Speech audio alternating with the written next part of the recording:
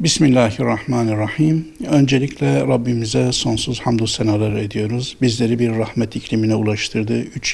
3 ayları dolu dolu yaşadık ve bununla beraber Ramazan'ı bereketli bir şekilde geçirdik. Umut Kervanı olarak bu yıl Umut Ayı Ramazan temasıyla kendi çalışmalarımızı başlattık ve hem yetim ailelerimizin hem de ihtiyaç sahibi ailelerimizin ihtiyacını gidermenin sevincini bizler yaşadık.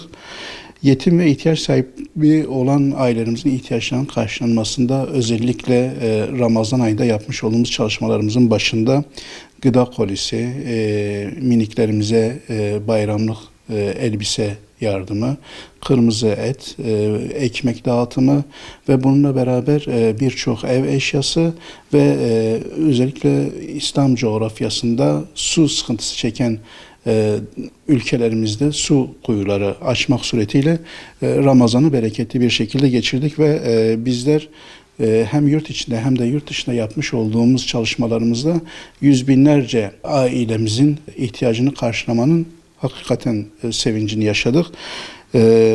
Yurt içinde 101.320, yurt dışında da 37.640 kişi bu yapmış olduğumuz Ramazan çalışmalarımızdan istifade etti. Toplamda 138.960 kişi Ramazan'daki projelerimizden faydalandı.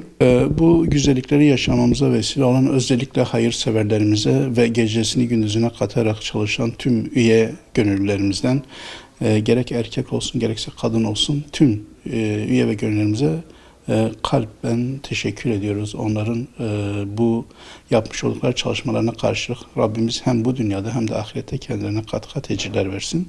İnşallah Ramazan'dan sonra da yıl boyunca bizdeki tespitli olan ihtiyaç sahibi hem yetim ailelerimize hem de ihtiyaç sahibi ailelerimize biz çalışmalarımızı sürdüreceğiz. Onların ihtiyaçlarını gidermek için gayrette bulunacağız.